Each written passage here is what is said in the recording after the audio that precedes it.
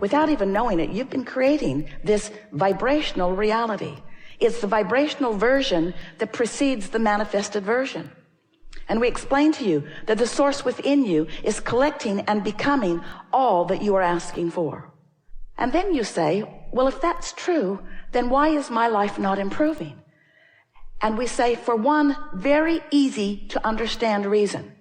You're launching the rockets by knowing what you don't want, but then you're not practicing the vibration of what you do want often. Instead, you're beating the drum of justification of why you want the improvement. And that's that efforting factor that we're talking about that is not serving you. You're trying so hard to get what you want by pointing out that this isn't fair and this is unjust. In other words, as you feel the unfairness and then you stand in the justification, because there's a part of you that knows, you innately understand that you are supposed to be winning. You are supposed to be feeling good.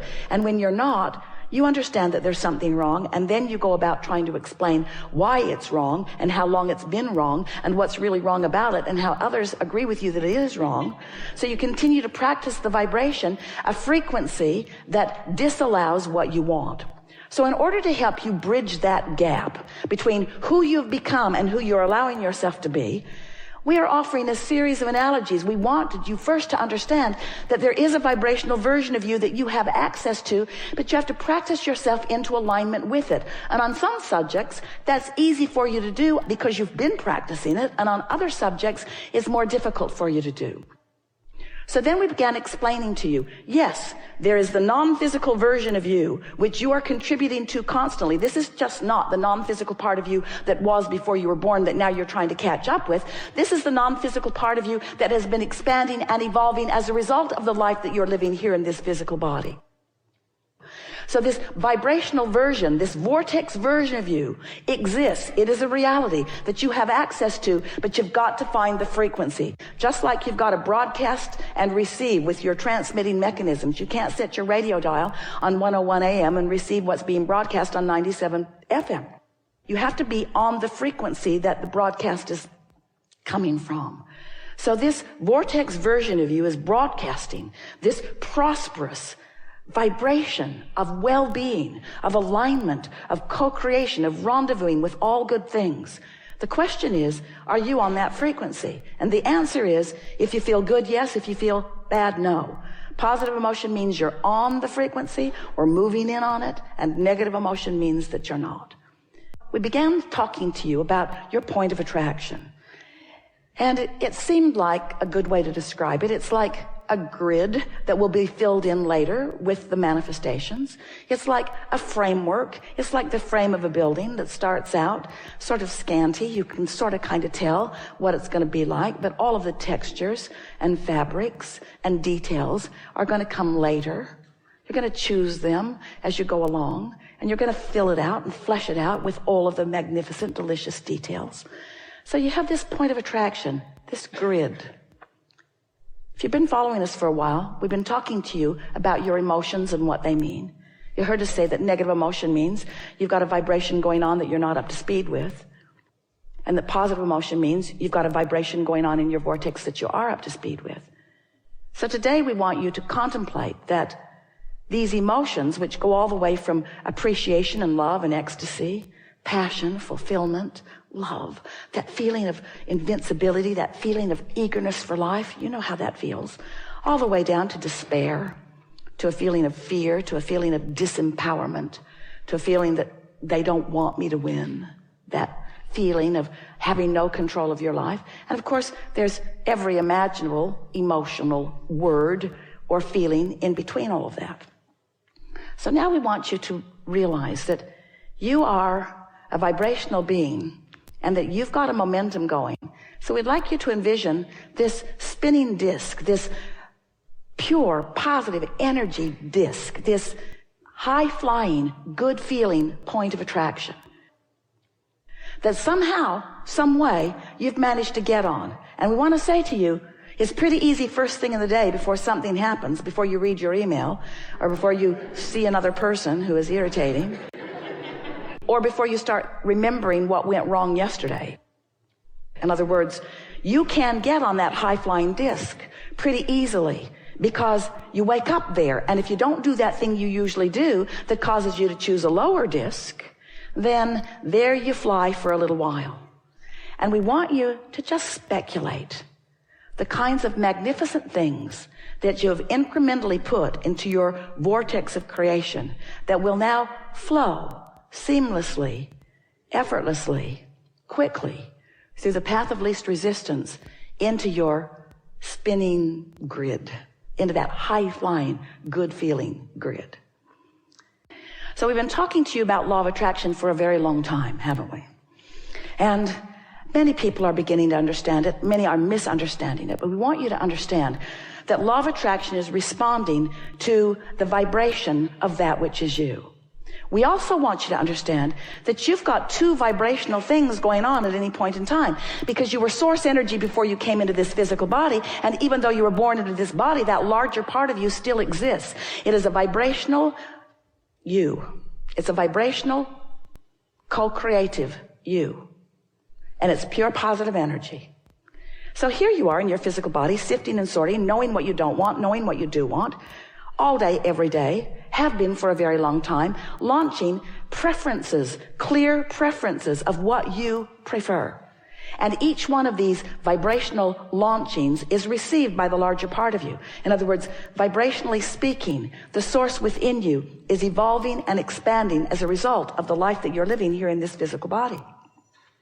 When you see someone hungry, you want more food for your planet. When someone is rude to you, you want nicer people in your life and in the lives of others. In other words, you are constantly expanding and improving through the life that you are living. And the source within you is taking that expansion immediately. Esther's been having a lot of fun with this visual because she's discovered that if she cares about getting on it, she most always does.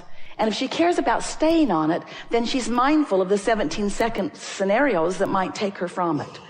And she's also become really good about, if she's falling and the momentum is strong, don't beat up on Esther about it. Don't beat up on yourself. Just take the fall and set forth the intention that tomorrow you're going to get back on it. So if every morning you decide you're going to get on it, first couple of days, you probably won't make it to breakfast before something takes you from it. But eventually, it's where the momentum of that which is you feels most natural.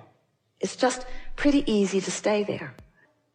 Especially when you realize that by staying general, you don't challenge it, you don't risk anything. And that if you do fall off, it's no big deal. You can get back on it tomorrow. So last week, Esther announced to us, Abraham, I refuse to accept that I have to wait till tomorrow morning to get back on the disc. Because I like being on it so much. And I'm clearly not on it right now, for all of the obvious reasons, because you saw what happened. It was wrong what they said, what they did, how it turned out. Wrong, wrong, wrong, wrong, wrong. But I refuse to accept that I have to wait clear until tomorrow morning to get back on it.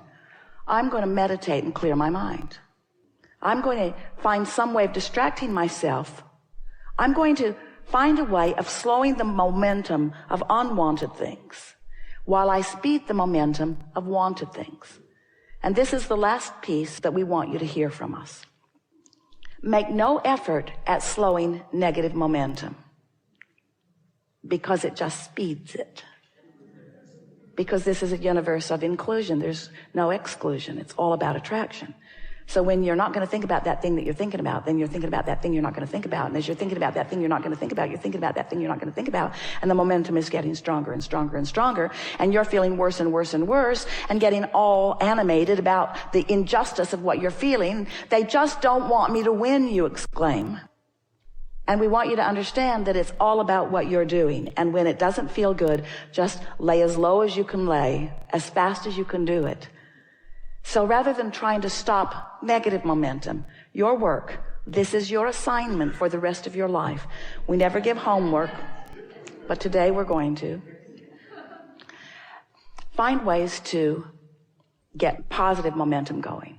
That's it. That's your work. Get on the disc. Stay there as long as you can. If you fall off, no big deal. Get back on as quickly as you can, until what will begin to happen is you'll have enough positive momentum that you'll begin feeling what the true power of influence is that we've been talking about. If you're having a no good, very bad day, Esther will say, clearly, I'm on the ornery disc. And I can tell I'm on there because there's ornery people all around me. Or I'm on the defensive disc. And your tendency, Esther's too, is to want to blame the other ornery people. Because if they weren't there with her and being ornery, she'd feel a lot better. But we want her and all of you to understand, she met them there. She met them there. It's like going to the ornery meeting. Where's the ornery meeting? Where's the ornery meeting? I want to meet new ornery friends. I'd like to be flipped off by different people in traffic today than usual. So when you begin to accept that you chose the disc and that they just met you there, it sort of takes the sting out of what they're doing, what it feels like they're doing to you, especially when you begin to accept that you have the choice of what disc you're on. And today, we think you understand it more clearly than ever before. That you have a choice of what disc you get on, and the earlier you choose it, the better chance you have of choosing the one you mean to choose. And eventually, and we're talking about a matter of a few days and weeks, you're going to predominantly be there. And when you start hanging out in that high-flying, good-feeling vibration, and you not only have the benefit of feeling good and breathing more deeply and feeling that fantastic feeling of eagerness coursing through you, but you also then begin to realize the benefit of the wonderful ideas that are flowing to you and the really good timing you have, and the rendezvousing with all kinds of wonderful things, and the evidence of your disc is all around you. No matter what disc it is, the evidence of it is all around you. Then you'll begin to understand the invincible you. You'll begin to understand that you are the creator of your own reality. You'll begin to understand you always have been and you always will be, but you'll begin to exercise more deliberate control. And you'll find yourself not spending all of that time, how much time you can spend, trying to explain something to somebody who's not on your disc. Have you ever been flying high and somebody else isn't and you're trying to explain to them? They don't get it, do they?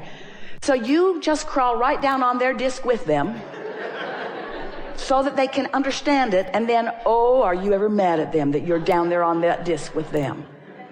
You get so much time back because you begin to understand that it's not a language barrier. It's not a cultural barrier. It's a vibrational barrier. Stop trying to explain stuff to people that they have no way of understanding. Instead, pick your disc, rendezvous with those that do understand, and have a really good time. So then, as we've watched you, we've been calling this gathering the art of allowing for a number of years, because it's all about you figuring out how to allow that alignment. You figuring out how to hold a frequency consistently enough that you own it, that you know it, that you are it, that you be it. To establish a point of attraction with enough consistency that you allow momentum. Did you get that? Enough consistency that you allow momentum. Because when you say, I want it, but there's no momentum, I would like that, but you see, it's been hard for me. I want that, but my life's been very difficult for a very long time. Let me tell you the ways in which it has been difficult. And we say, stop talking about the ways in which it has been difficult, because you're killing the momentum of the desire that you just gave birth to. You gave birth to it and didn't allow it to get going. You give birth to it and don't allow it to get going. But imagine if you give birth to it and allow it to get going. If you give birth to it and allow it to get going. If you identify a new desire and are general enough in your conversation.